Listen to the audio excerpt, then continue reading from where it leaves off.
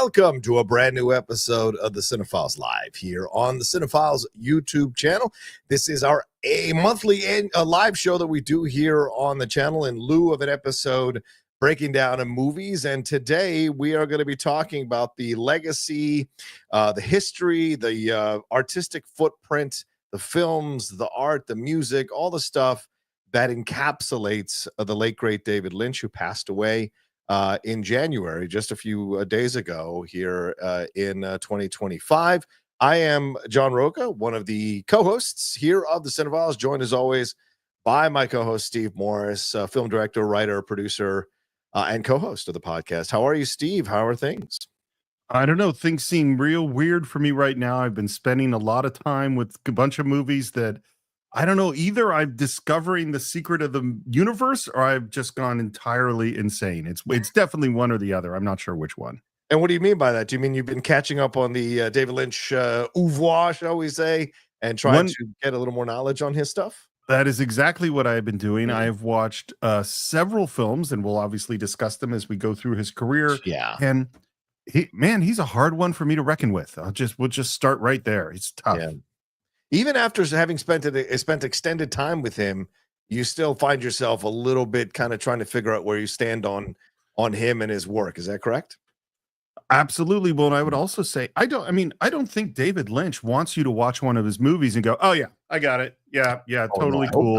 Yeah. That is not what he's, it's like if you watch Airplane, you fully understand what Airplane was. If you watch Enter the Dragon, you get I understand what the filmmakers are trying to do. I get it. Right. If you watch, Eraserhead, you go, huh. At least that's what I do. So yes, I'm gonna wrestle with him. And obviously you and I both have feelings about David Lynch, and they're different from our feelings from some of the other great directors. And we're going to get into all of that as we go through this. Absolutely. That's kind of the goal of this particular episode here live. And also this is inspired by a lot of people who reached out to us or DM'd us or sent us messages on social media, basically saying to us that you guys need to do a David Lynch film. But, we also need to respect who we are and be honest with ourselves. And we are not the biggest David Lynch fans of his movie. And I don't mean that we don't appreciate the work. I just mean that we're not naturally drawn to it. So doing one of his films isn't necessarily something that we wanted to do in response to his passing, because there's a lot of who listen or watch our show. We do tributes, and we'll do recorded intros, or we'll move schedule around to put in a film that is from someone who's recently passed away. But in this situation, we just felt the live show was a more authentic way to do this, because Steve and I could speak about our feelings about David Lynch, but we could hear from some of you all who are much more hardcore David Lynch fans, and why he affects you, why his movies touch you or inspire you as an artist, or what is it about his work that you enjoy. Or some of you may come in and also say, well, I never got him. I just couldn't quite put my finger on why I never quite became a David Lynch fan. So all the spectrum of emotions and reactions can happen here in this particular episode. So we thought a live show was the best way to do it. But before we dive in, Steve, we should tease that we've got some announcements coming up later on in the show. What do you got for us? John, you know how I love to tease things. Well, what I'll say is that February is going to be a huge month for the Cine-Files. We have new plans that are built off some of the things that we've done in the past, but we are taking them to a greater and higher level that's going to involve, hopefully, the entire Cine-Files community. And I'm not going to say what it is, but it may or may not have something to do with an important event that is coming our way. That's all I want to say at this moment. But I'm really, really excited about our plans. Yeah, there's a lot that we're going to be talking about. We hammered out some of the stuff yesterday, even after our advisory board meeting. For those who don't know about this, we have a very great Patreon that a lot of people are a part of. We have some fun conversations with them. In fact, we'll have some comments from our patron members throughout the show here in terms of their connections or feelings about David Lynch. But yesterday we had a wonderful advisory board meeting with our patrons who are at the $25 and above level. And we have meetings with them every month, and we sit down and we talk about what our plans are for the upcoming future, what their thoughts are. If there's something that Steve and I are stuck on, in the show, they are a great sounding board, and they offer some great direction or great opinions, great input to go to explore. And if not, it's sometimes something they say, we may not agree with it, but it may spark something else that kind of untangles a wire that we have as we're looking forward to do more and more things and expanding the reach and the scope of the Cine-Files. And yesterday was another example of a wonderful conversation talking about David Lynch with them as kind of a preview for what we're going to do today. Couldn't agree more. It was great talking to them. And in particular, it's great. And this is something, and I'll just go right to, we put out on Patreon. Sometimes on Patreon, we ask for questions from our patrons that we will use in shows. And I will say, our greatest Cinephile short suggester, who is actually, I believe, in the audience right now, Ryan Lieb, sent us, I'm going to say, Ryan, this was an epic series of questions. We're not going to get to all of them. But one of them that he wrote, he said, he says, this is just recency bias or the algorithm. But since his passing, I have been flooded with positive statements and memories about him, more than I can really remember for any other celebrity. It has been incredibly moving, in particular the words that came from actors like Laura Dern, Kyle MacLachlan, Naomi Watts have had to say about him. Can you think of other notable people in the film industry who've been remembered this way? And I just think that's what we saw as well. Like both you and I had this moment of going, we don't really know how to do a David Lynch film on the Cine-Files. We don't really know that we're the really people to talk to. And then from the Patreon community, from the general community of the Cine-Files on social media, we got an overwhelming statement from so many people who it was important to. You guys have to talk about David Lynch. And I think that's a big part of why we're here. Yeah, absolutely. Yes, for sure. And we're looking forward to seeing if we do David Lynch justice. And of course, you guys who are watching us live will certainly let us know what your feelings are about it. And of course, those of you who may be listening later will send us messages and let us know what we should have hit on or what we missed, or maybe you appreciated the way we handle things here and exploring David Lynch. So, and stay tuned a little bit later for those announcements. It's going to be a lot of fun to let you guys know what we're planning, and it's something really big. So it's not like one of those things where you hear people go, we got a big announcement, and it's we're moving to Tuesdays. This is something much more than that. And so just take our word for it. You want to stick around for that. And of course, for those of you who may be watching, we will have time codes for it. So maybe you'll skip to that if you want.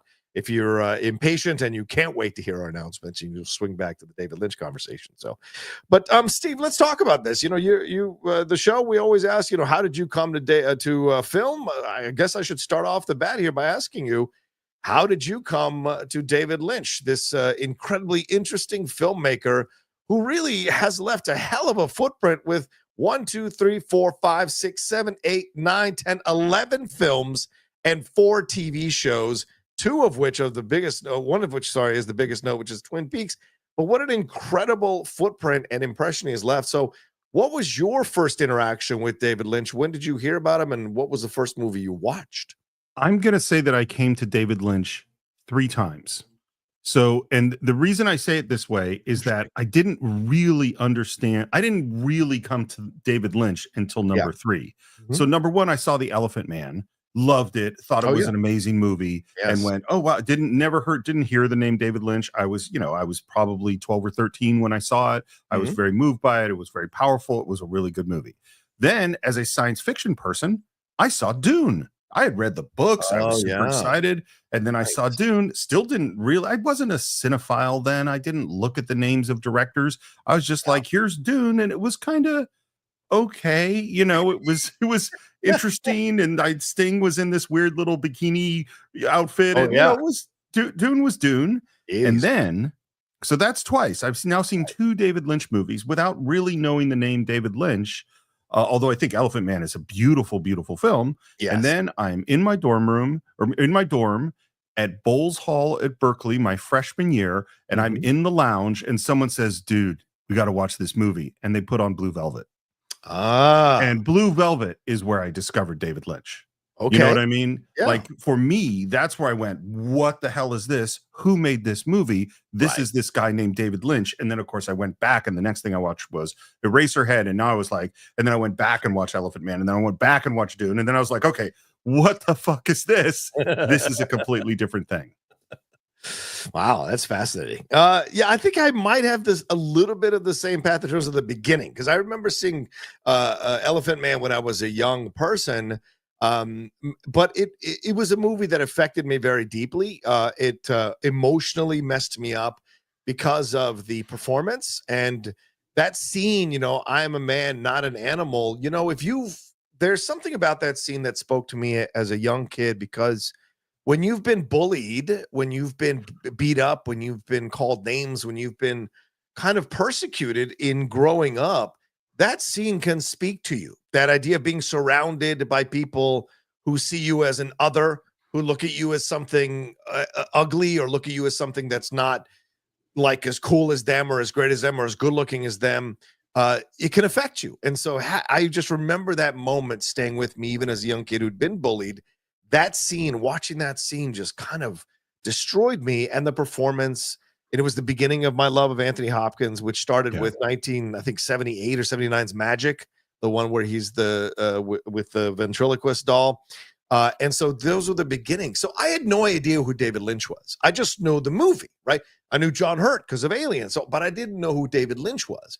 So I wouldn't say that I came to David Lynch in that movie. I just know that I like that movie, and it's a movie like One Flew Over the Cuckoo's Nest that I can only see every once in a while, because it is a devastatingly tough movie to watch, all with a beautiful message, by the way, even though it ends in a little bit of tragedy. But it wasn't and Dune, I was like, fine, it was okay. It wasn't for me. It wasn't until Wild at Heart. That's when I really came to David Lynch.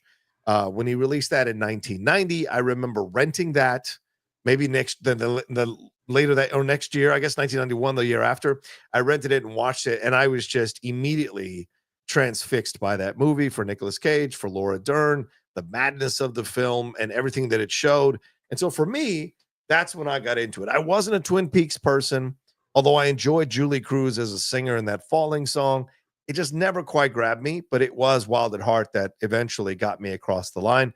Then I saw his other films after that, Blue Velvet. I've never seen Eraserhead, nor do I imagine that I will. Lost Highway, I couldn't finish an hour into it. Love Straight Story. Mulholland Drive is interesting, but didn't quite grab me the way it did other people. And the Inland Empire is an experiment, but I think once was enough for me. So yeah, it's really Wild at Heart and Straight Story that are the two that stick out to me, with Elephant Man as well. For me, I feel like this is such a weird one for us. There's never been a filmmaker that you and I have felt reluctant to talk about. This is the first. This is the first time, and I think part of it, and this has changed, by the way, because I watched one movie I had never seen, which had I watched it before, I would have said that we could have easily done that on the Cine-Files, but and we'll get to that when we get there. But like, part of it is going like, well, what do we have to say? When we're going to do a deep dive into a film and spend a week or 2 or 3 weeks really digging into it, it has to be our movie. It has to be a movie that we feel we can really talk about. And this is the thing that I realized about me. And I have 2 stories. I'm going to tell them very quickly, but they're really related to why I do not feel like I'm the right person to be, leading a deep dive into the world of David Lynch. And this is what it is. So I was in film school and ended up making a film with our friends Matt Garcia and Josh Haber, both of whom you know. And it was to be a TV pilot, and Josh had written it, and he had written a Twin Peaks surreal, sort of bizarre story set at a university. And Josh was the writer, and Matt was the producer, and I was the director. Right. And I should never have directed this movie. It was totally wrong. It was, and it had all these things. And I kept pushing Josh because I'm a story guy going, well, why is this person only visible through cracked mirrors? And why does this shadow follow this person and then disappear? And how does this person have total control over the dean of students? And what is the conspiracy behind, like, what's going on? And Josh didn't want to answer. And it was, of course, because he was a David Lynch guy and I wasn't. Right. And so even though I did the best job I could directing this thing, it is the worst thing that I have ever made, and also almost ended all 3 of our friendships. It almost ended in each direction. We were all so angry with each other because we shouldn't have been making that movie together. Flash forward years later, when I'm teaching film school, and I would have a student present their surreal piece to me and say, help me with this. And I'd be like, I can't help you with this Hmm. because it's not something that I intuitively understand. I intuitively understand story. I Yeah. intuitively understand like how to put the movie together, what elements you might need for the cut, what sound design might help, styles of music, what, performance, all those things Yeah. have always, they're things that they click and make sense to me. But when a student would come to me and say, well, in this moment, I want to have just the image of a frog, and then Yeah. I want to cut to spilled paint, and then have someone sobbing uncontrollably in a close-up. Do you think that's, or should I do it in the other order? And I'm like, I don't know. I have no idea. I cannot help you. I cannot teach you. I'm not a person who understands this kind of art in a way that I feel like I could speak as an expert on it, Yeah. And Yeah. so that's where, when we were talking about like, well, should we do Wild at Heart or Mulholland Drive's Blue Velvet? I'm like, I don't know that I can talk about why Lynch made the choices that he made or how things are working, because I don't know if I understand it, Right, I hear you. And looking at it on the other side, it would have been a fascinating challenge for us to explore a film like this and kind of dive into it and see what we take from it. Because as you said, I don't think David wants you to see his film the first time and get it all the way through. And even in a discussion of ours, that would just be our feeling about the film at that time. And 10 years later, we might have a completely different episode of the Cine-Files on that particular movie. And I think that's why, like, I think you're in a roundabout way, you stumbled into why David Lynch endures in the way that he does, because his films stay with you when you Yeah. finally see any of his films. If any of them attach themselves to you, they stay with you for a long time.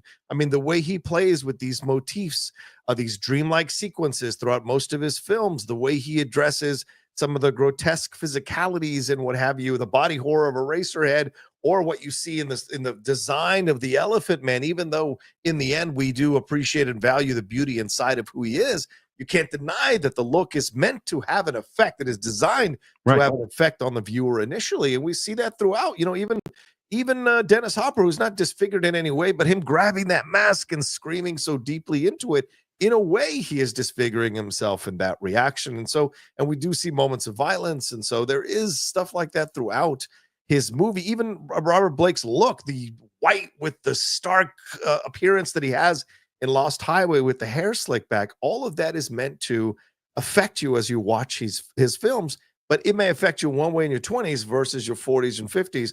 And I think that's one of the reasons why he endures in the way that he does for so many people who love film, and it's a fascinating thing to explore with him. But I will say this, and I hope I'm not speaking out of turn, and you might get offended if I say this.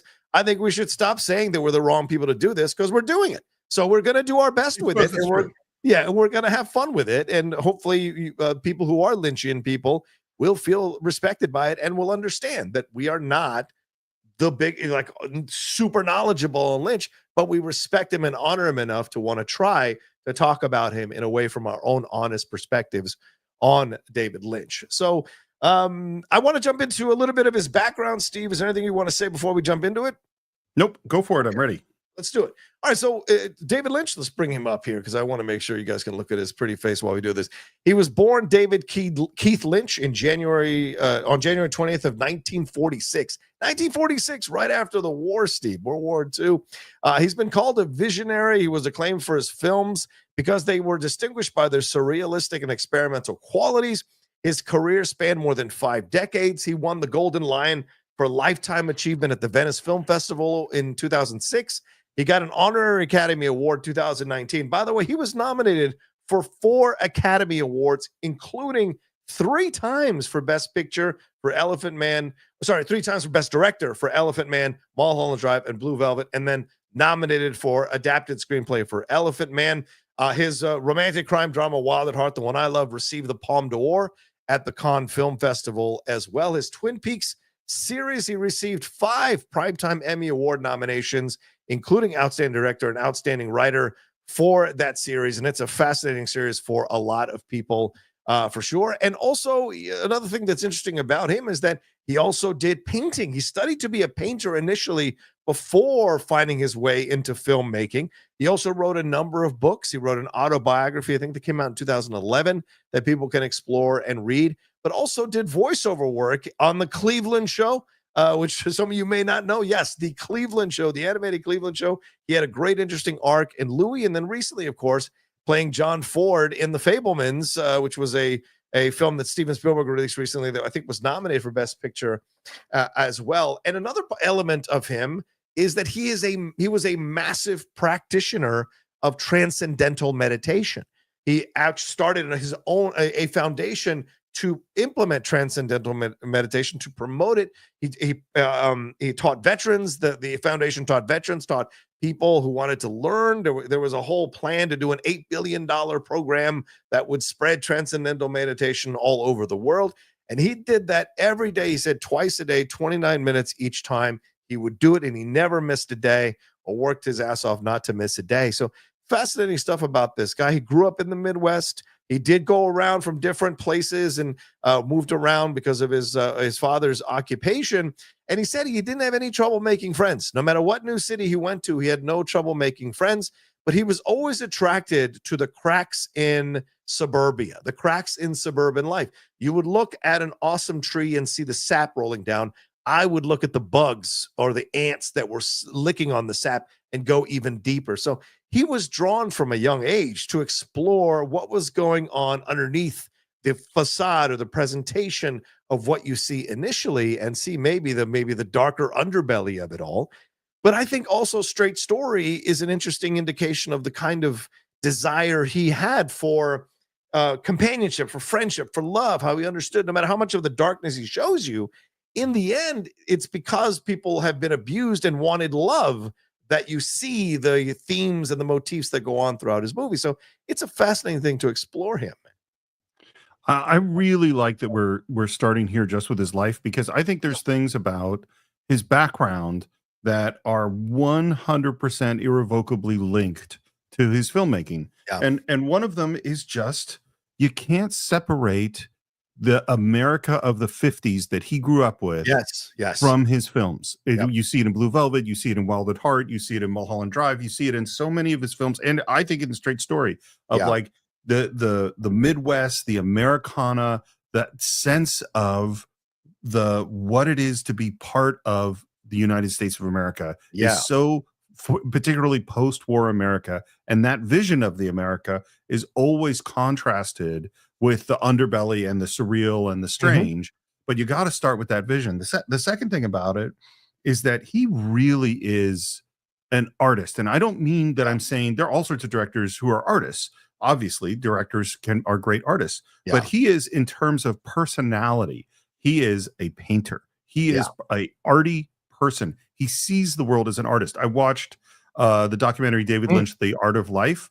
And it was so funny because as it's going on, it's a very arty documentary. And I'm going, can I get some more information and some more details and some more story about how everything happened? It's like, no, which about a half hour. And I'm like, all right, this is ironic. Like, come on, this is not obviously the difference between, I want details. And there are lots of shots of him smoking a cigarette and staring off into the distance or working on his paintings where they're not saying anything. And I'm like, come on. And it's like, well, that's what David Lynch is. And one of the things that came out a lot, and I'll tell you a couple of stories that came out in the documentary that was really interesting, is his fascination with things, with just the world around him. And one of them was just as you described, he would look at a thing, something that we wouldn't see as necessarily that interesting, or sometimes something that's kind of gross, and he would just become completely obsessed and fascinated with it. He also, by the way, said that, things, that his relationship with his family was really interesting in terms of him and his art, because they didn't get it.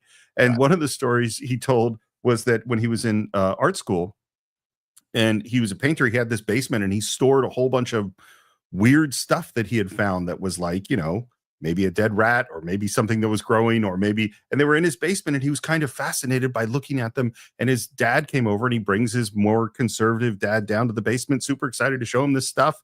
And he shows him this stuff, and his dad looks at it, and David is very excited about all of it. And then they're walking out of the basement, and he takes a glance back at his father and sees this look of just horror on his dad's face when his dad wasn't looking. And they come out, and he says, so what do you think? And his dad said to him, David, I think it's important that you never have children. And I just think that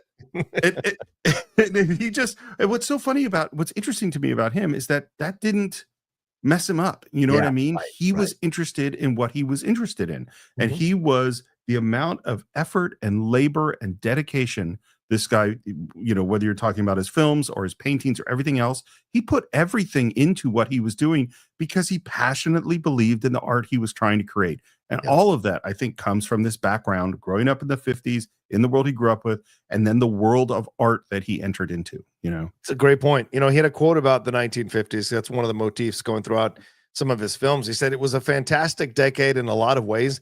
There was something in the air that is not there anymore at all. It was such a great feeling. And not just because I was a kid, it was a really hopeful time and that things were going up instead of going down. You got the feeling you could do anything. The future was bright. Little did we know, though, that we were laying the groundwork for a disastrous future." So it's a fascinating thing. So just again, the veneer of the 1950s, and you listen to the 1950s songs, and you know it's all doo-wop and hip and all that kind of stuff, and like bubblegum pop and everything, lollipop, all of this from the 1950s. But of course, what's going on in the 1950s? It's also a decade rampant with racism and how certain people are and women starting to feel like, you know, tied to these husbands, and divorce is not something that is promoted or accepted or liked in these communities. And these communities are starting to branch out and be gated communities.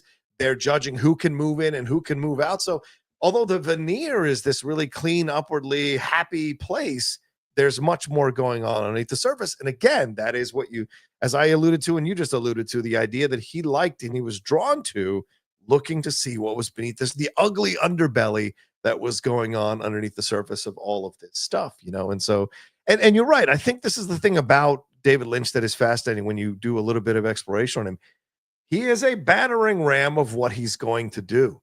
There aren't moments of like, oh, I don't know if I'm ever going to accomplish this. No, he just knew, and things would fall into place for him. And he advanced very quickly. I mean, Eraserhead is coming. I think it was at AFI when he does Eraserhead. And that was done because he had done a short film, got into the Academy, did a like 6 to 8 minute film, and then boom, Eraserhead expanded upon. It was going to be a small film, but his contemporaries there at the AFI thing encouraged him to write more pages, make it longer, and then it became a feature film. And from that feature film, he moved forward and started and got Elephant Man. And from Elephant Man, he was offered Return of the Jedi.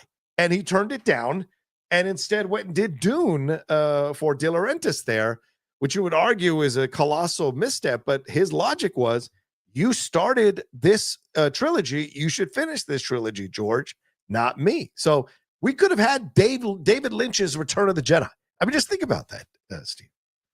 It would have been terrible. I just can't imagine like that combo, like with Dune, because Dune is weird. You know what I mean? Like some of this, so I can see the fit there. I can't see the fit with Jedi. I think it's so, you said you described him as a battering ram, and I think that's really accurate. And you hearing about the stories of Eraserhead and what it took to make that film, because this is made over many years where they're running out of money, and a lot of it is David Lynch alone sort of puttering as an artist. And and this is what's so, sometimes the battering ram for him is like, how do I get these disgusting little chickens to move and pour blood in exactly the way that I want them to do that? And that's what I'm telling. And I hadn't seen Eraserhead since college, and I'm watching it for the first time. And there's literally a moment like they get to the baby, and I just had to turn off the TV. I'm like, I'm out. I can't handle this right now. I'm done. I have to take a break. It's too much. And I just am going like, what? Again, the mind that comes up with that. And what I love, you know, it becomes sort of this cult movie, and then Mel Brooks goes to see it. And I love that Mel Brooks, after the movie is over, goes up to David Lynch, gives him a big bear hug, and says, "You're a madman. I love you." Yeah. Mel Brooks of all people.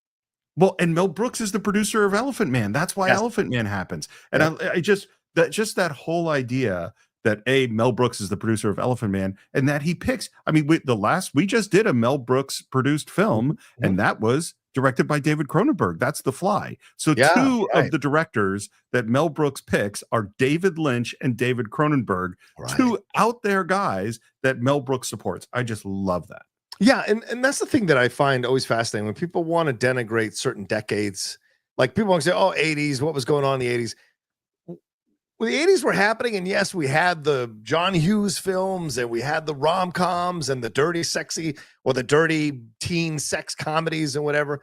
But we also had David Lynch. We also had Cronenberg. We also had this kind of darker edge running at the same time with some of these films that were coming out.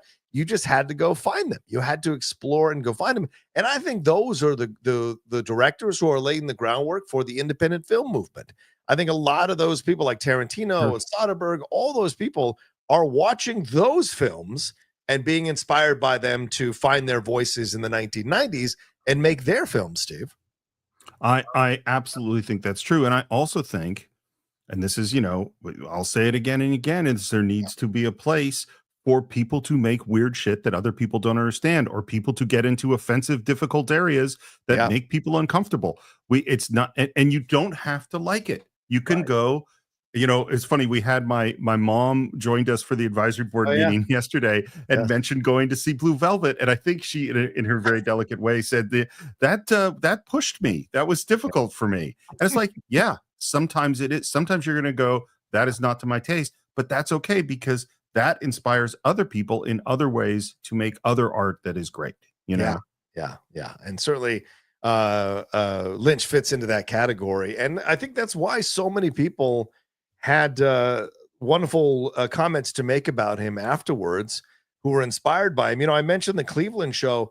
The reason he is on the Cleveland show is because the guy who created the show saw, I think, Wild at Heart or Blue Velvet, and said it changed his life completely as an artist. And so he wanted to pay it back by asking David Lynch to be a character on the show, the recurring bartender on the show. So like, there's these little things. You just don't know who you're going to inspire and what direction they're going to go in. It doesn't mean they'll go in the same direction as you, but it'll be something about it that sparks them to find their own voice to create the things they create. And that's the true legacy of a great artist, is all the tentacles that appear from their work in the many places that they're the people they inspired create work because of the stuff that they did before. Right. Absolutely. Go ahead, Steve. One more you got. Well, I wanted to jump to Blue Velvet, if that was all right with you. Yeah. So again, watching this documentary, he told two stories that I think really connected to Blue Velvet. One is that as a very little kid, he was out on the streets playing as you do, and all of a sudden a naked woman came walking down the street looking extremely distressed. Ooh. and sat down, and it was with his older brother, and I think he was little. I think he's like 8 years old. Right. And he described her as like looking like a giant, and that she was, I think, sobbing, and they didn't know what to do, and they didn't know how to help her, and they didn't know how to cover her. And then he says he blacked out. He doesn't have any memory of what happened next, because this is a very, very young memory. That's the first story. Yeah. Second story, he's in Philadelphia, where he had gone to multiple art schools, and the one he found, the one in Philadelphia was the one that he really loved, and he's surrounded by all these artist friends. Yes. And he describes living in Philly as living among the crazies. And he says, even though I lived in fear, it was good for me. It was thrilling to live the art life in Philadelphia at that time. And I think that there's so much of what Blue Velvet is in those kinds of experiences, because you start with the just pristine 1950s world, and then you see the underbelly of that world and the journey into the darkness. And what's so key, because I rewatched Blue Velvet, what's so key to Blue Velvet for me is there's a thrill in going to the dark side. It is dangerous, and it is scary, and it is sexy, and it is interesting, and it is compelling. And there is that journey is one that it's just what David Lynch is talking about in his journey as an artist, is that it's scary and it's thrilling, Yeah. I mean, he talks about living in Philadelphia. He got married in Philadelphia. They bought a house in Philadelphia in one of the areas that wasn't that, shall we say, upwardly mobile. They bought a house for $3,500. It was in kind of a dirty crime area, a seedy area. And he said, the house got broken into within the first 2 weeks they were there. They got robbed twice while they were living there. She had a baby while they were living there, and they eventually got divorced during the Eraserhead production. But his wife was Peggy Reevey. They had a daughter, Jennifer Lynch, who became a film director herself. But he talks about that, as you said, the quote you said, he talks about to describe the feeling of living on the edge in Philadelphia, both artistically, but also that feeling when he would go home and we'd have to go through the seedier areas to get to his house, the fear and the danger he would experience from that situation. And I guess when you're young, that's a thing that you find in some way exciting, as you said, Steve. So I think that's an element as well of of how it influences him overall, his work and his personal life throughout, that he was willing to put himself in these situations to risk things because he wanted to do what he wanted to do, and I think that bears it out. And you're right about, you talk about Blue Velvet. That was in his head since 1973. Like, that's how long that had been kind of germinating until it finally came to be. And it's a fascinating film. Tell me, when you watched it again, what stood out to you? What did you feel the things that connected to you before were just as strong, or was it different things that connected to you? What was it like watching it a second time in prep for our conversation here? That's a great question, because I think it was very different, because when I saw it the first time, I was 18 and I had come from my suburbs, and I was like I said, I'm at the lounge in the college dorm watching this with a bunch of guys, and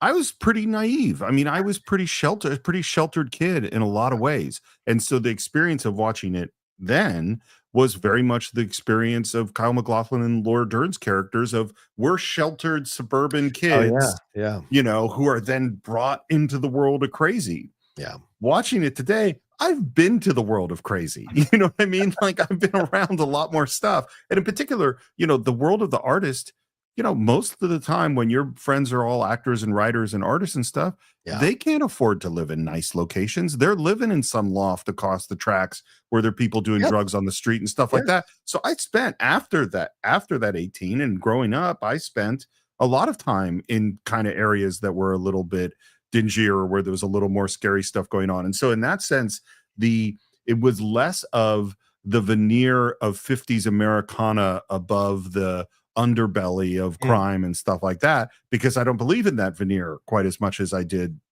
back then.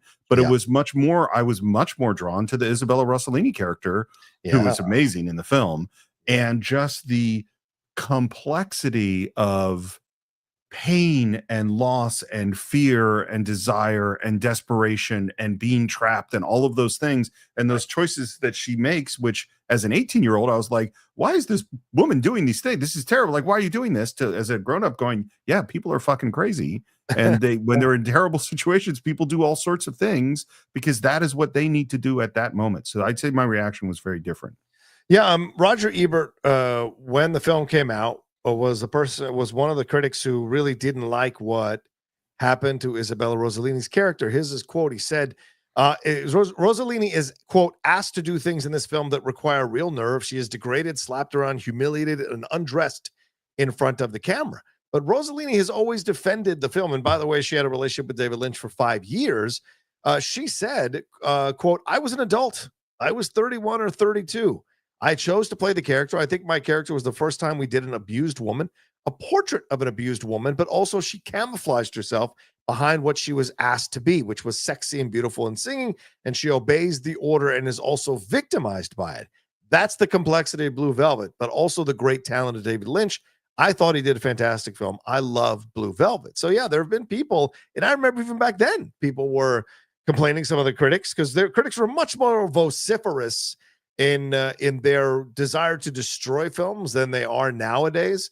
And a lot of people I'm not going to agree with you on that, but okay. Well, fine. I find the critics back then were much more intelligent and vociferous in their destruction than nowadays. That I might agree with. Okay, fair. But so when they came for you with some pretty biting criticisms, and certainly Isabella Rossellini has pushed back on that consistently throughout her career about Blue Velvet, because people didn't like that that Lynch was showing this kind of stuff, right? Like you said, Steve, some people have a hard time with watching things that make them uncomfortable. And as you mentioned with your mom, that film really pushed her. And I think this was the intention of David Lynch. He was trying to show people, and I don't think in an overt way to be like, I'm going to wake you people up. It was more like, I'm going to do this film because this is what I'm drawn to do. And I'm showing you, if you're willing to see, what's actually going on beneath the surface and how terrible and depraved human beings can be. And by the way, the film is not full of people who are depraved and terrible. I mean, Kyle MacLachlan and Laura Dern, they're the heroes of the movie. So you see that there are other things going on, and she's a woman that's caught in this psychological psychological cycle of abuse. She's is constantly raped by Dennis Hopper. He's kidnapped her husband and their kid, and so she is stuck in this moment. How does a woman with no power function in a situation like this to try to find some power and navigate through it and survive in order to get out of the situation? And you talk about this naked woman. We talk about suburbia. How many women, how many mothers did David Lynch know who were stuck in loveless marriages growing up in suburbia? And in essence, were in their own cage having sex with husbands they didn't want to have sex with. How many of those husbands were raping them on the regular because I'm the man, I'm your husband, I take what I want? That's the mindset from some of those guys back then. Predominant. I don't say predominant because I wouldn't know, but like certainly we hear about that, and so this is maybe an emblem, a symbol of that or symbolic of that, which I think is an interesting way to look at the film and explore the film as well. You know, it's funny. I started this by saying why I shouldn't be a David Lynch. You know, I shouldn't make that kind of movie. And it's like if I were making a movie about this abused woman and this kid who's kind of investigating, and this bad guy, the Dennis Hopper character, I would know what I was trying to say.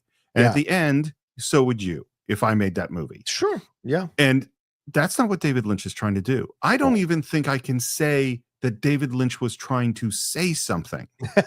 You know what I mean? Fair. I think, or at least in the way I would use that term, it means that if I say the thing I'm trying to say, like if you watch The Assistants, it's not that the message is 100% clear, but you know what I'm talking about. And at the end, you could probably say, I think this was what Steve was trying to say.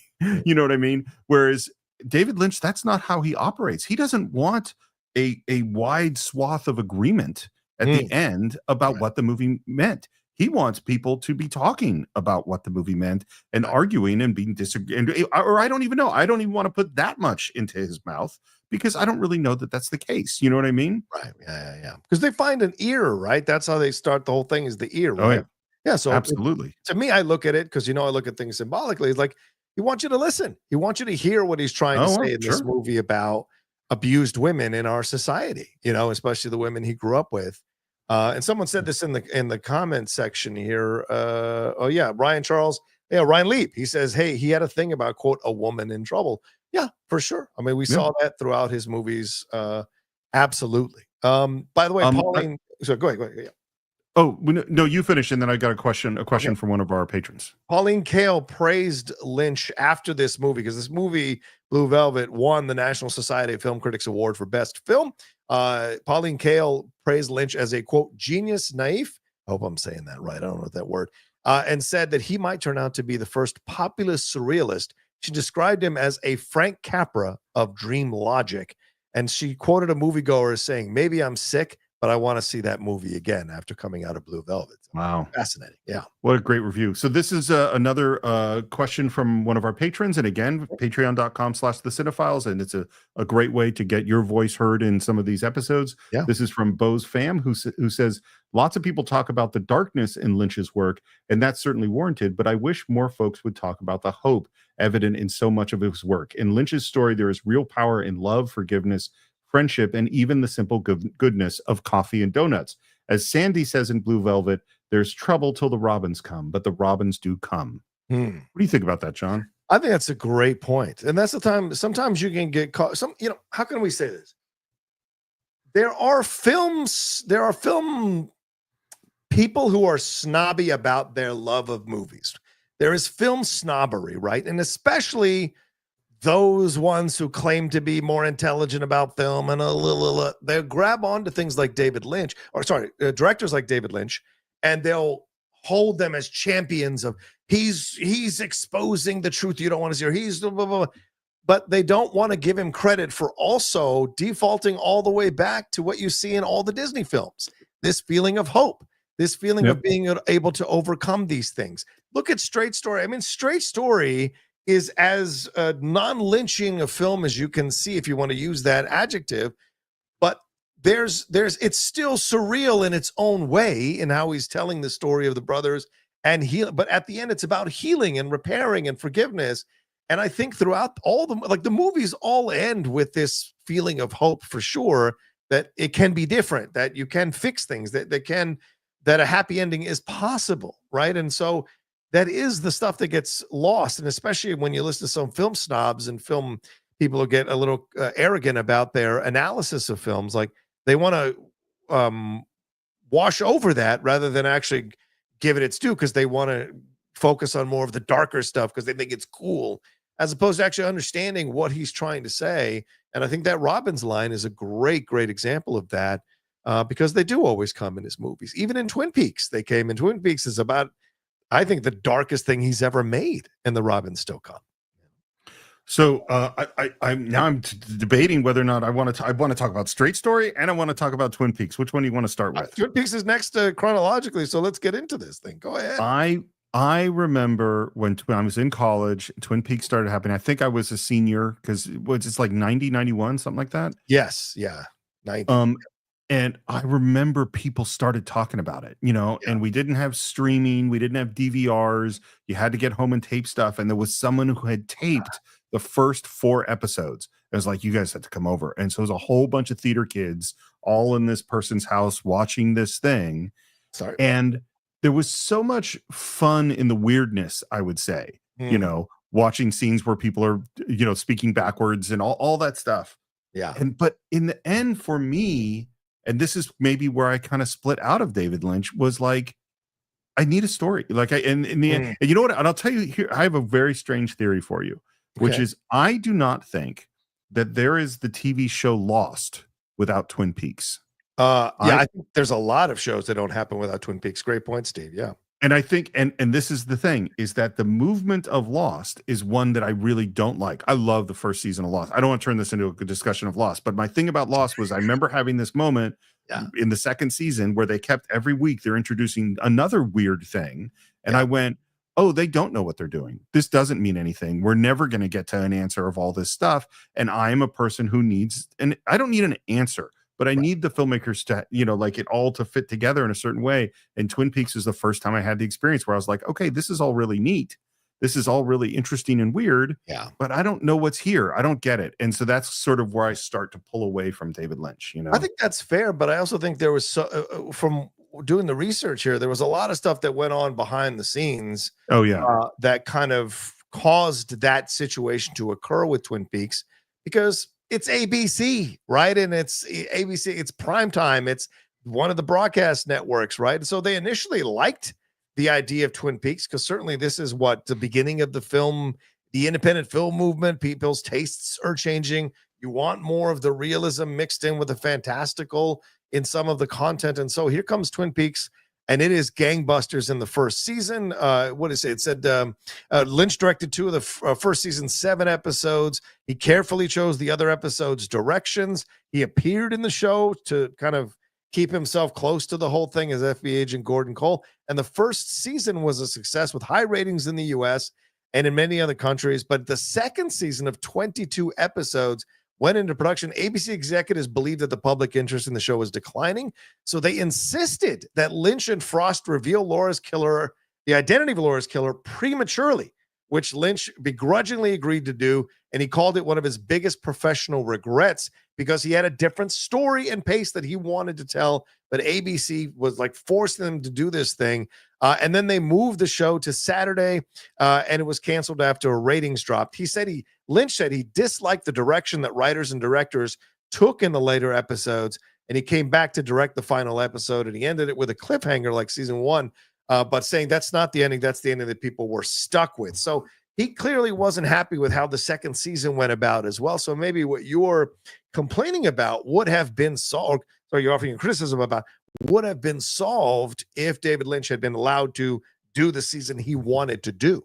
So it's an interesting situation when you look at that, because I mean, doing 22 episodes back then, I think Twin Peaks nowadays would have been 10 episodes each, and Lynch would have been allowed a lot of leeway to create the show he wanted to create, because obviously now studios like HBO, they're much more open to letting creators create their stuff when it comes to shows like Twin Peaks, Absolutely, absolutely. I mean, it makes way more sense in the streaming world today. Yes. It is so insane to me that ABC put that on the air. I That's know, crazy. still, yeah, still kind of crazy for sure. But after Twin Peaks, of course, later on, there is a movie that's a prequel, going back and forth in time. And then there was a return for a third season. I think it was on Showtime. I think that was only 10 to 15 episodes. Didn't have quite the same feeling, and some of the actors didn't want to come back for it. Some of the actors did, some of the actors didn't. So it wasn't quite, I think, what he was hoping to do with that. But the same year the Twin Peaks comes out, Wild at Heart wins the Palme d'Or at Cannes. What's your feelings about Wild at Heart here, Steve? An interesting film with Nicolas Cage and Laura Dern, and dare I say, one of the most outlandish, if you can even say that about Nicolas Cage performances. I would say it's one of the most outlandish performances for sure. So here's my experience. I had two entirely different experiences. Yeah. Number one, I saw it with friends, one of whom was a huge Nick Cage fan, and we had watched, Vampire's Kiss and all the crazy early Nick Cage things. Great stuff. And we watched it, bunch of guys, and it was hilarious. And we laughed all the way through the movie. We're like, this is so awesome. And then I went and watched it with some other people and said, you're going to love this movie. It's hilarious. Yeah. And it was just me, not the Nick Cage fans, kind of different group of people. And it was the saddest, most depressing movie I'd ever seen. And it was the first time, I don't know if you ever had this experience where it's like, oh, the people that you're with totally can dictate what the tone of a film is, particularly a movie like Wild at Heart, where it's not like anything else. Yeah. So how you interpret what you're seeing, whether it's crazy and hilarious or scary and sad, is totally dependent upon your position going into it, Yeah, 100%. And that's what I mean. I think that's the movie that appealed to me first, because like at 16, I wasn't ready for Blue Velvet. I just wasn't ready for Blue Velvet. But in 1990, when I'm, coming into my 20s, I'm ready for Wild at Heart. I'm ready for what he's trying to show me on that screen. And I would say that Wild at Heart influences Natural Born Killers for Oliver Stone. I mean, I feel like that's kind of in the same wheelhouse when you look at that movie and you look at the connection that Nicolas Cage and Laura Dern have in that movie. I mean, they're so strong and sexy and powerful. It's dangerous. It's bloody. Diane Ladd is like borderline insane in that movie, and what she's like. Not borderline. Okay, fine. Yeah. Yes. I think she's over the border. Yeah. What she's asked to do, it's so fascinating. And actors like that, I'm sure, get really excited. Diane had years of work through the 70s. She'd been in and seen some pretty interesting stuff from auteurs in the 70s. So I'm sure, seeing someone like David Lynch, who probably hearkened to those auteurs in the 70s and wanting to play and wanting to dive into a character like this. And by the way, that role gave her a whole new life in the 1990s as a character actress in demand. So, I mean, like, there's a lot that you can take from that film for her. I also think Laura Dern, people forget, I love that people think of Laura Dern for Jurassic Park. And it's like, Laura has made her bones doing independent films, made her bones doing these kind of dangerous films that explored topics and explored stuff that hadn't been seen from a lot of actresses before. And I appreciate that about Laura Dern. So when she shows up in stuff like Star Wars, it's always nice, but it's the other stuff where she's much more, where you really see the talent of Laura Dern. And I think David Lynch understood that and why he used her so much. And Kyle MacLachlan as well. It's funny, people don't talk about Lynch and MacLachlan the way they talk about DiCaprio and Scorsese or De Niro and Scorsese, but he used MacLachlan a lot. And yet people don't necessarily bring those two up in conversation. It's always a fascinating thing for me. I'm very curious about what the experience of working with David Lynch is, because my guess is they really like him. The actors that have worked with him more than once. Oh yeah. They're like, like Laura Dern. Yes, she's a young actor at the time that she started with him, but it's sort of, she's down to like go on that adventure. Isabella Rossellini was down to go with that adventure. You know what I mean? Yeah. I think he appeals to the artistic instincts of actors, no matter what their gender are. And certain actors, not everyone, right? Not everyone would be willing to be in a David Lynch film. Laura Dern was. Laura was called to those kinds of roles from the beginning of her work, and of course being the daughter of Bruce Dern, and what he has some interesting tastes for roles as well. So I'm sure all of that kind of factored into the situation there as well. So the film, the film was based on Wild at Heart, the story of Sailor and Lula, about two lovers on a road trip. Lynch departed from the novel, though, in the movie, making these numerous Wizard of Oz references.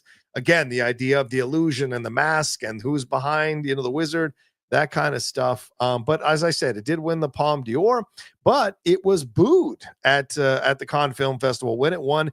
And one of the people booing was Roger Ebert, who admitted it on the Late Show with David Letterman that he had been booing it as well. So it's certainly a divisive film, but it's one that I thoroughly loved. So the description I remember hearing, and I feel like this came from Lynch, but I have no idea, was that the description is it's Elvis and Marilyn on the road to hell. Yes, which is probably it's so much. Yeah, of course.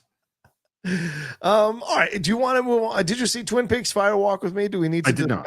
Okay. So I don't know if we can say much about that film other than he approached it from a place of wanting to go back to this. He said, I like the idea of the story going back and forth in time. Of course, that film, for those of you who watched it, it deals with the last few days of Laura Palmer's life, and was much darker in tone than the TV series, with much of the humor removed, and dealt with such topics as incest and murder. Lynch said it's a film about, quote, the loneliness, shame, guilt, confusion, and devastation of the victim of incest. So pretty dark stuff there throughout. And as I said, some of the series came back, some of the series actors came back, some of them didn't. They refused to, and the film, in the end, was a commercial failure. But there has been a critical reappraisal of the film, and even Mark Kermode, who is a well-known critic, has called it, quote, Lynch's masterpiece. So, okay. After this, though, Steve, we get into some weird stuff because he does a show called On the previous stuff had not been weird? Yeah, well, I mean, in terms of like, he goes into these interesting directions that aren't really that well received. Like, he does a comedy series called On the Air in 1992, which was canceled after 3 episodes. Then he does a 3-episode series called Hotel Room on HBO. It doesn't do so well. But then he starts to do like music stuff. He starts to move into doing music videos. He works with a Japanese artist. And then in 1997, Lost Highway appears, which was co-written by Barry Gifford with Bill Pullman and Patricia Arquette, and as I said, Robert Blake earlier. And that film was kind of a commercial failure and received a mixed response from the critics. So at this point, you start to wonder if maybe Lynch has lost it. Twin Peaks Fire Walk with Me didn't do well. These 2 series weren't that well received. And then Lost Highway isn't that well received. But then here comes Straight Story, which is a film that was created from a script by Mary Sweeney and John E. Roach. It's based on the true story of Alvin Straight. That's who Richard Farnsworth plays in the film, an elderly man from Lawrence, Iowa, who goes on a 300-mile journey to visit his sick brother, played by Harry Dean Stanton, by riding a lawnmower. And Lynch said that the reason he chose the script is because that's what I fell in love with next. Nothing bigger than that. And he described Alvin Straight, the Richard Farnsworth character, as, quote, like James Dean, except he's old. And that's why I approached the film the way that I did. And it's a G-rated film, Steve, from David Lynch. And it's one of the most beloved films in his entire repertoire of movies. Your thoughts on Straight Story, buddy? So this was the one I had never seen that I watched last week. And this, of course, is the one where I said, well, we could easily do this on the Cine-Files. I know how to talk about Straight Story. I understand what he's doing and how he's doing it. And it really moved me. I mean, I cried at least 3 times, maybe 4 in the course of the film. Farnsworth is fantastic. All the performances are great. And it's like you took this 50s Americana artist who is always interested in the surreal and the underbelly and the different and the dangerous and all that stuff.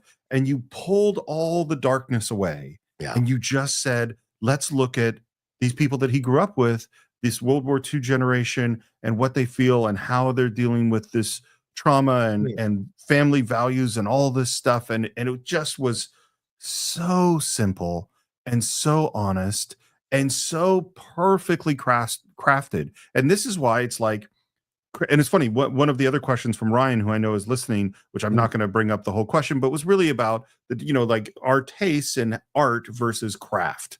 And I think for me, like my definition is craft is the thing that you use to produce your art, and so I don't always, some of Lynch's art isn't to my taste, right? But his craftsmanship is undeniable. And so in the case of Straight Story, you see him using his craft to very much tell a very straight story, a very simple, easy story. And you see like, the same tenacity, bullheadedness, the way as you described that he's barging forward to create his art. Now he's using it for this purpose. And man, it works so well for me.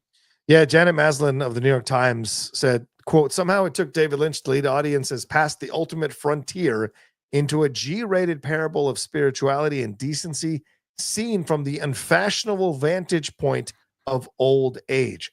He accomplished the unthinkable by putting Richard Farnsworth in a devastatingly real and rock-solid performance on a lawnmower at 5 miles per hour and still building enough drama and emotion for a great chase. Burned out on the surreal and the grotesque, Mr. Lynch faced down inevitable realities about aging and conscience. So I like that as a description of the film. And by the way, this was a film that was distributed by Walt Disney.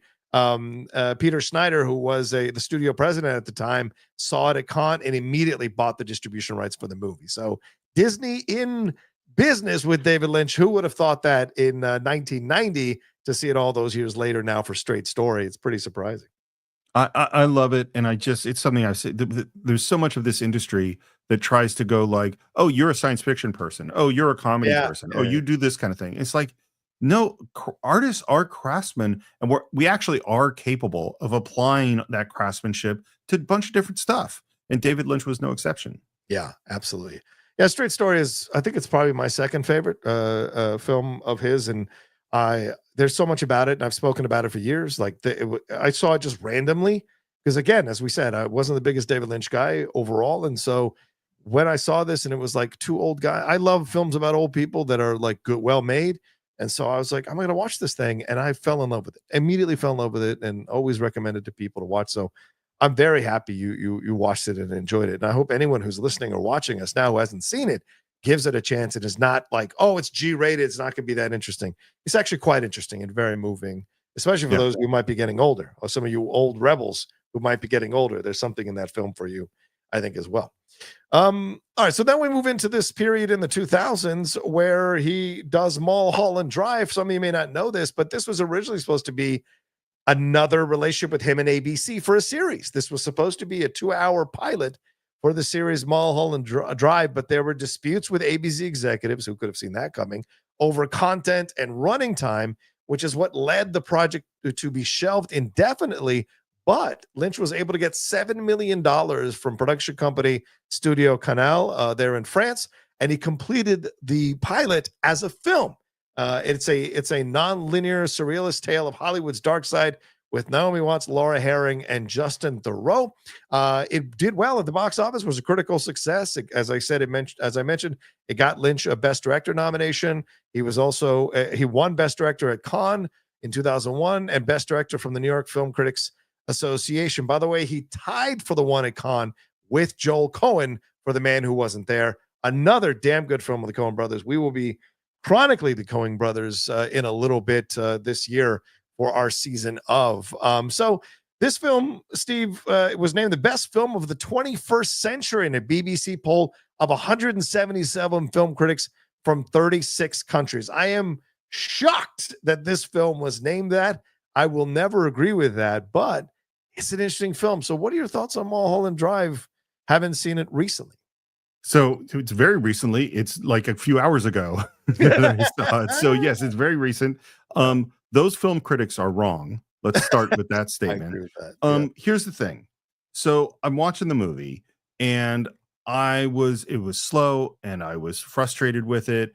And the opening, by the way, I think is fantastic. Yes, the opening, which is the car crash, I think is really great, incredibly stressful. And I'm watching along. I'm going, what the hell is this? And then I see this woman. This is the strongest emotional reaction I had in the entire movie, because I saw this woman. It's like, who is that? Man, she looks like Ann Miller. And then I went, holy shit, that's Ann Miller. And the joy of realizing that Ann Miller, I had assumed that she had died years before, and that she was showing up in this David Lynch movie made me so happy. And then the movie, it's weird, and it's just like, this is where I didn't love much of the craftsmanship, where the camera was placed, and part of it is, as you said, it was made for TV, and so, you know, and there's some of the performances, there's a thing that happens, and this is where you get into this weird area where a performance from an actor or some dialogue, I can go, that's bad. That's just not good. It is stiff. It doesn't feel real. It is exactly what bad acting or bad writing or the combination of bad acting and bad writing look like.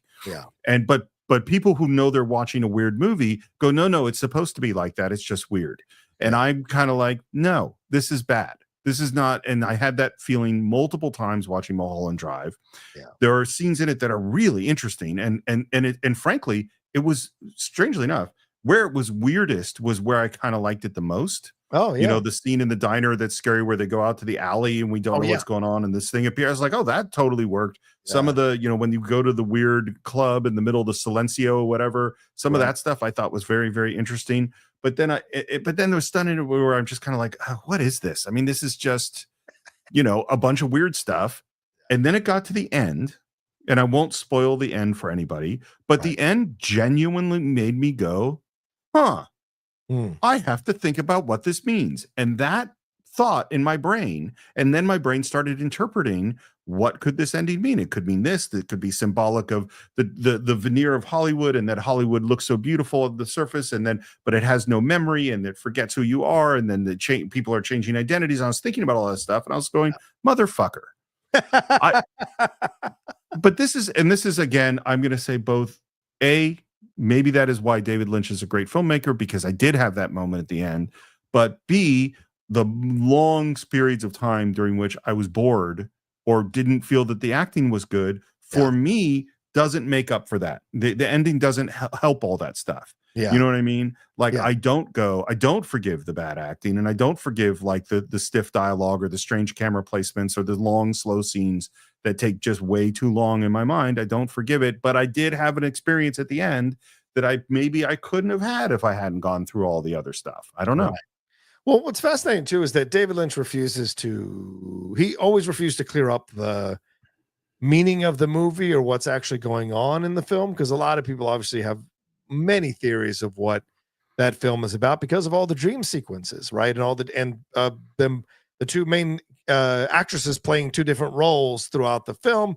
What's real? What's a dream role? What is the truth in all of this? And the Hollywood underbelly, all this stuff. I felt that when I was watching Mulholland Drive, I feel sometimes like he's showing off a little bit to be weird, as opposed to his earlier offerings, which were weird with some base and some foundation to it. I found at times that it's a little off-putting on purpose, as opposed to off-putting organically in the story that he's telling. So I have issues with that film, and I just don't love it the way other people do. I really don't. I think it's at times pretentious, and not in a good way. I don't mind pretentious if you're forcing me to look at something, right? Like you're doing it in a really good way. I didn't feel that way when I was watching the movie. I was like, he's showing off, being weird and whatever. And it doesn't work for me. And I agree with you. Laura Herring, not the strongest actress. This is a breakout role for Naomi Watts. So this is what kind of announced her. Yeah. And she's great in the film, but I find, but I loved Ann Miller. Oh my God. I had such a fun time with Ann playing a role like this, because I bet she never has played a role like this and had so much fun with it. Kind of like Diane Ladd. My guess is that Ann was a hoot back in the day, and you would totally want to hang out with Ann Miller. I'm sure she was a game dame, is how I would put it. She sounds awesome. We have another question from a patron. This is from Robert Dennis. Okay. He says, I would love to hear your input on how Lynch's sound design was such a huge part of what made his film special, and how it helped accentuate the surreal images and made them even more off-putting. From Elephant Man, the first Lynch film I watched, onward, I always noticed the soundscapes that were infused in his films. What do you think, John, about the sound design? Well, I think that's a question for you, bud. You're more in tune with sound on on films, and so I think that's a question to you, and I'll answer after you do. I think this is a great point from Robert. This is the sound design is huge. It's from Eraserhead on. It is such a part of how you're feeling. Like when you're in Blue Velvet, when you're moving in on the ear, and there's just this soundscape that is uncomfortable and dark. I mean, there's so many things. Or the sound in Blue Velvet of Dennis Hopper with the ether or whatever the hell he's sucking on with that stuff. It's not, I'm sure it's not ether because he would just fall down, but but there's so much, and all the way up to Mulholland Drive, and sound is so subjective in terms of its direct ability to affect you emotionally. And you don't, and the thing is, and this is why people don't talk about it, is that you don't always notice the sound design. You can remember the visual, but actually the visual is, you know, the sound is 50% of your movie. It's just only 10% of what we talk about, you know? Yeah, and I think with David Lynch films, because of the approach to what he wants to show you, this kind of like dreamlike sequences, or the what's real, what's not real. Like when we're a bit unsettled, sounds come into our mind, right? Little things trigger, or we hear things, or we remember certain sounds, or we see something and a sound is triggered in our mind. And so in a way, he is taking us on not just a visual journey, but an oral journey in discovering what he's trying to show us, and this working on us in a subconscious level with the sound here. And by the way, he used the same guy here, Alan Splet from Eraserhead on. He used him in The Elephant Man, used him in Dune, Blue Velvet. What else was it? Yeah, so that was probably the last, with Blue Velvet was the last he'd used Alan Sullivan. Alan Sullivan also won an Academy Award for sound mixing for Never Cry Wolf. And so this is a guy who really kind of honed his craft and understood what David Lynch wanted to do. And I think it's a huge part of why his sound design became what it became. And then someone stepped in after Blue Velvet to do sound design for his subsequent movies, but like clearly understood what David Lynch was trying to go for here. And you hear the sounds throughout the movies, the music that pops in, the little grunts and things of that nature. Wind is a sound that's used with David Lynch at times in certain movies. You hear these hisses or these hums that kind of are supposed to throw you off. And then, of course, occasionally insects, right? We get bees. Oh, sure. Spiders making certain sounds. So it's all meant to just keep you unstable or unsettled, so that you are experiencing this with all of your senses, his movies. And I think that's how it is in dreams, isn't it? That we're like, we can't control what's happening. Sure. But things are coming into our minds and in a way that affects us as we watch a movie of his. You, I know, were talking to me, which I haven't seen, these little videos that David Lynch was doing. You were describing them to me. Oh, yeah. Yeah, he started doing these in the 2000s. He started doing some movies here. He even had his own website where he had web series on the website where people could go and watch. They were just put on YouTube, I think 4 or 5. What am I looking at the date? 4 or 5 years ago, they were put on YouTube for people to watch. So if there's stuff, if there's those older things that, the most recent things that he did, if you guys want to watch them, they are on YouTube.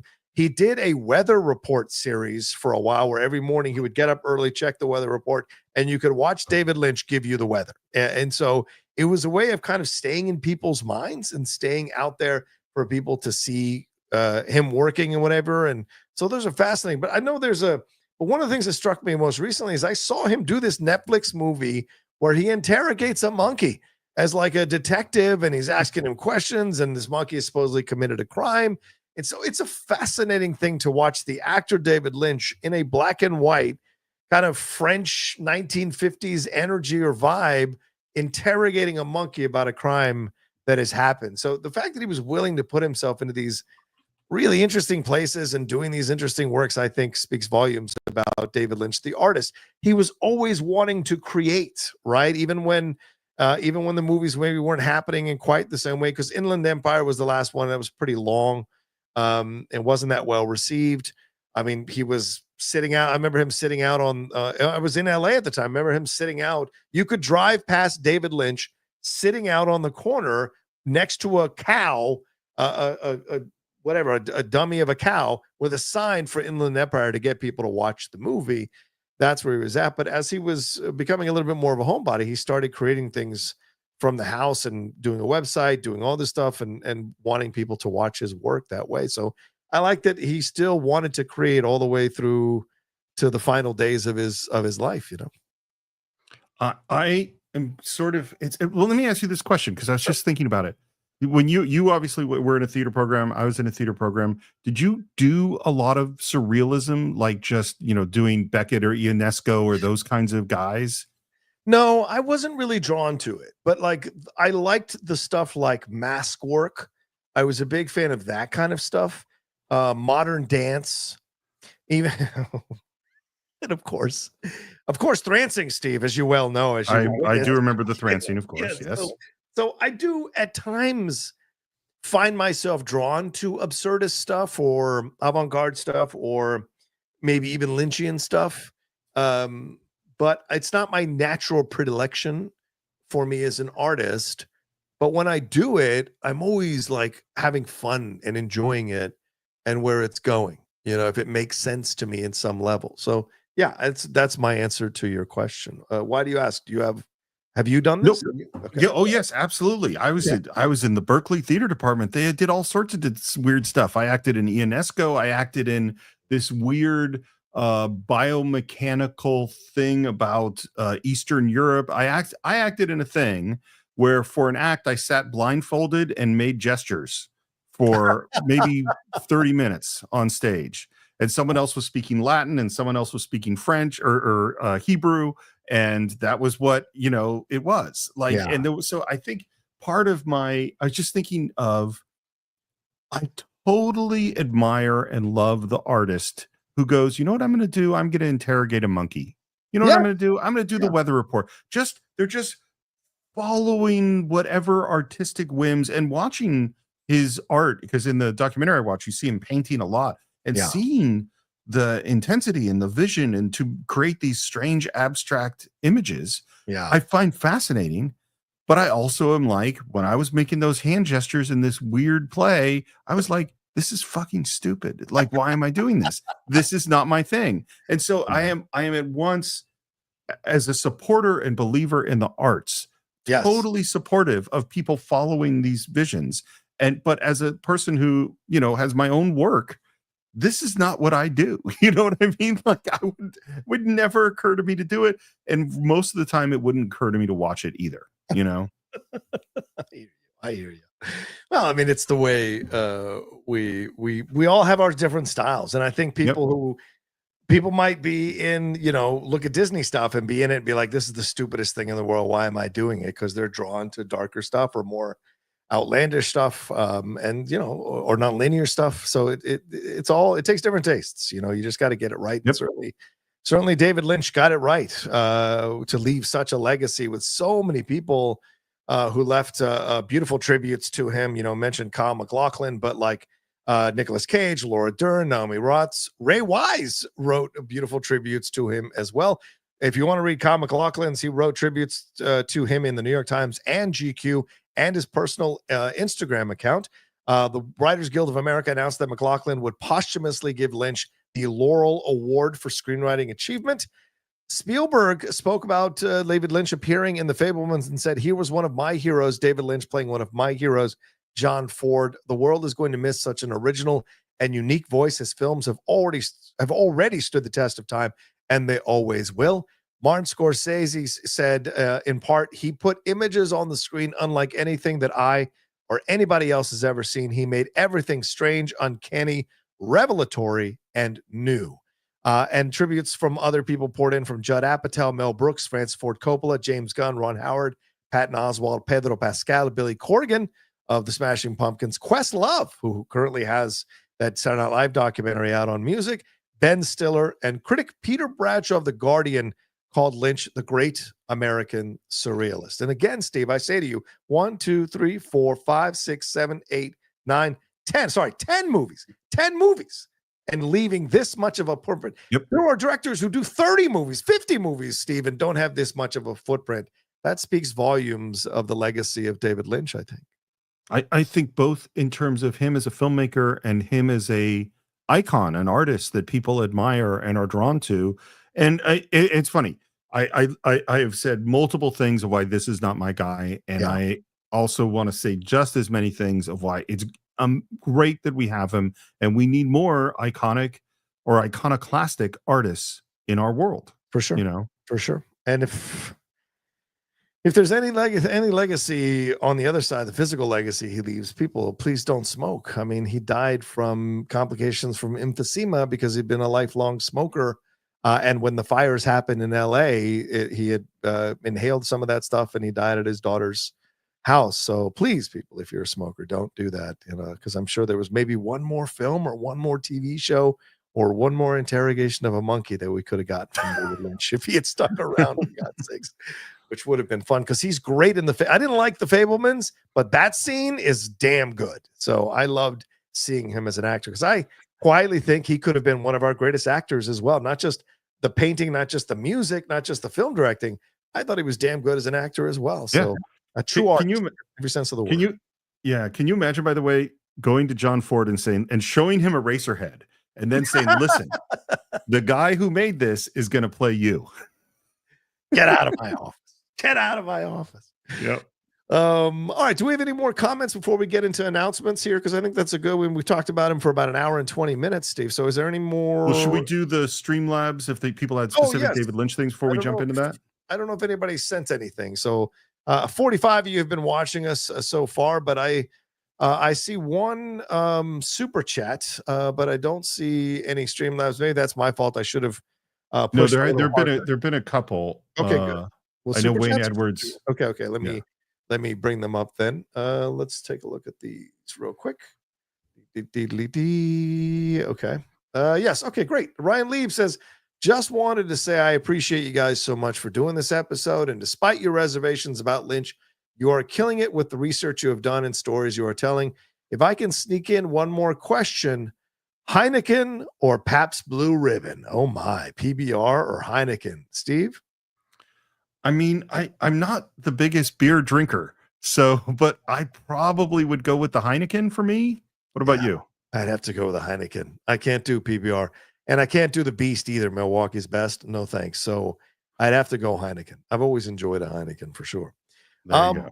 And Wayne Edwards sends us two, so we'll read them back to back here. He says, I can't say I am a fan of David Lynch. When I was a teenager, I watched Blue Velvet. It was a bit much for me. However, one night on TV, his Dune was being shown.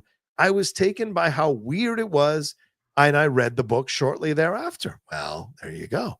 So I am thankful to David Lynch for exposing me to Frank Herbert. And now as an adult, I dig weird films. 3 filmmakers I love and respect now all remind me of Lynch: Nicholas Winding Refn, David Fincher, and Coralie Farge. Yeah, Steve, I think that's an excellent point that Wayne Edwards brings up here, don't you think? I hadn't thought about the Fincher thing, but actually there's a lot. This is where would be really interesting, is to be able to have David Fincher and say, was he an influence? Because my guess is he'd say, oh yeah, absolutely. Yeah. And the Coralie Farge thing, certainly, as we see the substance starting to build in momentum, and certainly people discovering that film more and more as we go into Oscar season. And so, yeah, I think there's definitely a very strong connection because that is a body horror film. So certainly Eraserhead, The Fly, there's all of that leads to what we see in the substance. And Nicholas Winding Refn, absolutely exploring like the darker underbellies of things that are going on under the surface of people's day-to-day interactions and relationships. Certainly there's a lot of that in Nicholas Winding Refn. But I wonder, Wayne, if you could go back now and watch the David Lynch films, now that you're into weird films, would you reappreciate them now in retrospect? I wonder if that's a possibility for you down the road. All right, and then we have a super chat. One super chat from Justin Toner says, hi, John and Steve. I have not seen many of Lynch's films, but I have enjoyed some of them, such as Blue Velvet, which I think is great. Also fond of Dune as well, despite its flaws. He was a unique talent. Yeah. Agreed, Justin. Agreed. Yeah, for sure. Thank you, Justin. Appreciate it. Thanks to everybody who sent in questions here as we go along here, Steve. I think it's so let's we close the book on David Lynch for now in this live tribute to him, but maybe down the road, as Steve mentioned, we might open the door to doing one of his films, maybe Straight Story, maybe Wild at Heart. I'm certainly, there might be something to explore there. So we will see down the road with David Lynch, but for now, rest in peace to one of the great filmmakers ever, and someone who's influenced so many people going forward that we will be enjoying, I'm sure, for decades to come. So let's move on, Steve, to our announcements. What do you got for us, brother? Well, as most people who I think probably listening or watching right now know, it is Oscar season in the world of entertainment.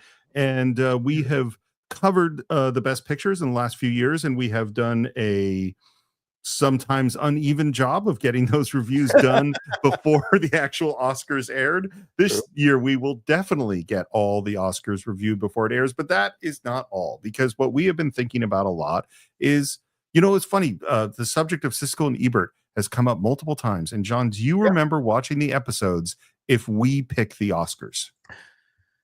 Oh, I don't know. Oh, I probably did watch those episodes. I'm sure. I just don't distinctly remember them. But yeah, it became a tradition of the show that they would do their Oscars. Well, that's what the Cine-Files are going to do, but we're not going to do it the way Siskel and Ebert. It's not just going to be about what if we pick the Oscars. Right. It's going to be what if all the Cine-Files picked the Oscars. How would all of you vote? We're not talking about an Oscar pool where you're trying to predict how other people vote. That's not a very Cine-Files thing. We're not trying to predict the future or say what other people like. We're going to talk about what we love. And so what we are starting right now is that anyone who is on our Patreon at any level, including the free tier, that means for no money at all, you can go to patreon.com/thecine-files and join the free tier.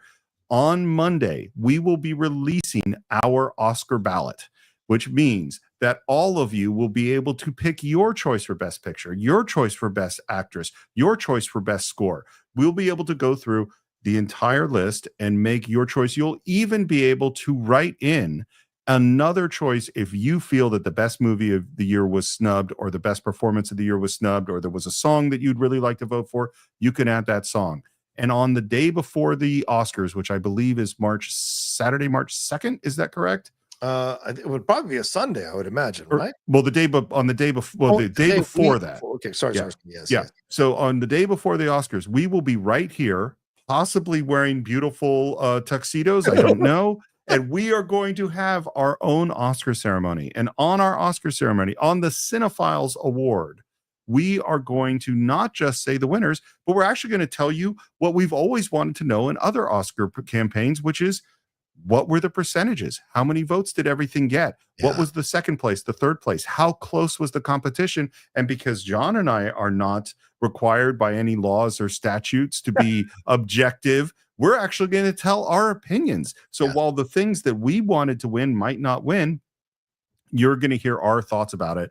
And that is going to be the very first annual Cine-Files Academy Awards, and you are all going to participate. So again, the big thing is you have to go to patreon.com/thecine-files, join at any level you want, including our free tier. And on Monday, we're going to release that Oscar poll, and all of you will be able to make your votes. Right. And so everybody who's already signed up, or is already supporting us, or is already part of the free tier, you're already in the mix. It is for the new people who might be discovering us. They will get to sign up and be a part of all of this as well. Am I correct on that, Steve? That's exactly correct. Okay, yes. Yeah. And so March 1st would be when this would happen, because the Oscars are on March 2nd. I just take a look at that. So March 1st, Saturday, that's when we would do this ceremony. And Steve, it's a great idea. The idea of having everybody be involved in this. I initially thought, well, maybe certain people should get to vote, but it's like for everybody gets to vote. And it's the best thing, because everybody can have a voice, and we can all come together as a community to celebrate these films and talk about these films. And adding that other nomination allows people to write in a film that they love, and we'll mention it on the show. So it will get some love on the show, depending on how we're laying this whole thing out. So look for that for sure. But also, that's not all, Steve. We are going to also be exploring the Oscar films, right? We're going to be talking about them and reviewing them here on the Cine-Files podcast. Is that correct? That's right. We have it's already in our schedule that it's great. This is going to be a crazy month, because in addition to our Cine-Files shorts, in addition to a very, very big movie that is going to be starting next week, which I think we should also announce, in addition to that, a watch along where you and I will be watching along Star Trek II, The Wrath of Khan. That's going to show up on Patreon. In addition to all of those things we're going to be doing, we will be reviewing every one of the 10 Best Picture nominations for the podcast feed, which I have now seen, I think, 7 out of the 10. So we're going to start with the ones that I've seen. And I'm really, really excited to break all of this down. And hey, maybe you and I are going to sway some Oscar voters for people who are listening, and maybe we'll be able to change some votes. I don't know if you're going to be campaigning as we go, but maybe there'll be a little of that as well. We'll see. I mean, my awards were last night with the Critics' Choice Awards. Those were where my votes were, but maybe you never know. Maybe there's an Oscar voter who hasn't voted yet who might influence by our conversations. What other announcements do we have to make here, Steve? You mentioned a big film that's coming up, and maybe a certain big guest that's joining us. The big film is our first movie from the year 2015, and it is also, I said this when we started our conversation, I think there is an argument to be made that this is the greatest action film ever made, and that is George Miller's Mad Max Fury Road. That's right. We're doing that's announcing it. But yeah, that's absolutely what we're going to be doing, Mad Max Fury Road, and we're welcoming back Brendan McConnell.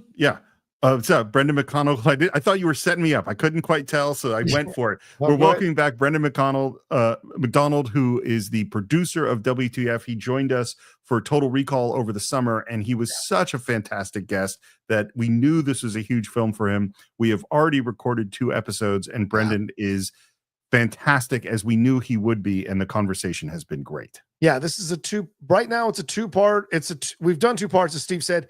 It may be a 3-parter, it may be a 4-parter, but that's the part we're dealing with, the scope we're dealing with. This may go 3 parts or 4 parts, but we've already knocked out 2 parts. So we will see how long it actually goes, because we're recording the 3rd part later on this week, and it may finish out the movie, or we maybe leave a little bit more for us to talk about in a 4th part, just to let you guys know with the schedule and all of that. So all right, so Oscars reviews, and now Brendan McDonald and Mad Max Fury Road. Anything else we need to announce as we're wrapping up this live episode? You actually mentioned it a little while ago, so I think we might as well make it completely official, which is that when we are done with this crazy month of February and done with our Oscars, we are moving directly into the season of the Coen brothers on Cine-Files. Yeah, that's going to be a lot of fun. Both of us love the Coen brothers, love the films. Can we say what films we're going to be doing a breakdown of? Yeah, please. What do we got? The films we were doing, and this was a tough call, and this was a lot of discussions with our advisory board, a lot of back and forth between John and I, but I feel like we've landed on 2 great ones, and that is Miller's Crossing and Fargo. Yeah, those are the 2 we're going to explore. And as Steve mentioned, the advisory board, again, I do another plug for the advisory board. Like, if some of you are like, well, why didn't you do this film? Why didn't you do that film? A great way to have your voice heard here on the Cine-Files and determine the direction, or at least have input on the direction of the Cine-Files, is to be part of the advisory board, because we get into those discussions. We ask all their opinions, we debate about it, and then we land where we land by the end of those advisory board meetings on the films that we're going to do in the seasons of or outside of the seasons of. You could have input by being a part of the advisory board there on the Cine-Files Patreon.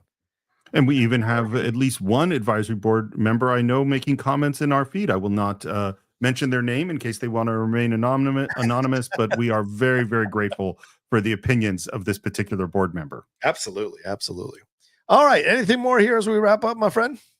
No, I think it's going to be a hell of a February, and I really am. Let's just to bring it back to where we started. I'm really glad, despite the fact that this isn't my favorite filmmaker, I'm really, really happy that we took the time to honor the great David Lynch today. Absolutely. Rest in peace to the great David Lynch. Thanks to everybody who listened to us. Thanks for the Streamlabs and the Super Chats.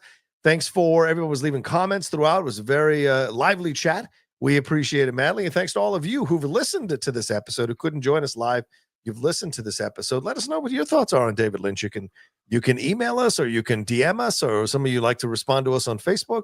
Like, it's great. Let us hear from you. And those of you who are Patreon members, definitely let us know on the message boards what you think about David Lynch, and what films moved you, affected you. If you're not a David Lynch fan, or if you came to him later in life, let us know all your thoughts on David Lynch and how he's affected you, and who you see as artists that are connected to David Lynch as well. Would love to hear what some of y'all's opinions are as well.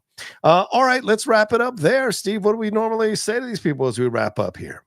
Well, we plugged it throughout, of course, patreon.com/the Cine-Files. You can join that free tier or any of the tiers in order to vote in the upcoming Oscars or Cine-Files award ceremony. You can also support the show through Apple Podcasts, where you can get ad-free versions of the show or listen to our Cinephile shorts. You can buy or stream every movie we've ever reviewed. And you know what? I'm going to create a web page for David Lynch, and we'll put some of his movies there. So if there are ones you haven't seen, you can go to cinephiles.net, and there will be a web page devoted to David Lynch and a bunch of his films. And if you want to reach me, it's SR Morris on Twitter and SR Morris1 on Instagram. Yeah, and because this is going to come out audio, just want to remind you all, for those who are listening to us, if you hear any of those sponsors during the ad breaks and you want to try out their products, make sure you use our code. That's what's going to keep these sponsors coming back to sponsor our show, is you all supporting us through those codes. So any of those products jump out to you, stand out to you, they feel like you could use it in your life, then please make sure when you use it or reach out to them that you use our code. You'll get the discounts and you'll get to support us here on the show, because those sponsors want to come back and sponsor us as well. And as for following me, you can follow me at The Rocha Says on Twitter, Instagram, TikTok, and Blue Sky. Please remember my YouTube channel, youtube.com/John Rocha Says. Please subscribe to that as well. New episode just dropped of the Geek Buddies and the Hot Mic for you all to enjoy. Two of the best ones we've done in quite some time. Hope you all take a look at that. And remember to subscribe to our channel on the Cine-Files down below as well. And leave all your comments about David Lynch and what have you. And let's end on the David Lynch's quote here. It's a really good life quote. Some people were sad about his passing, but I think his daughter stepped forward and said, remember this, what David would say, keep your eye on the donut and not on the hole. So focus on what you have, not what you're missing. And I think that's a great way to go forward in life. So take care of yourselves, everybody. From our partner, Steve Morris, I am John Rocha, and we'll talk to you next time with another brand new Cine-Files Live here on the Cine-Files YouTube channel.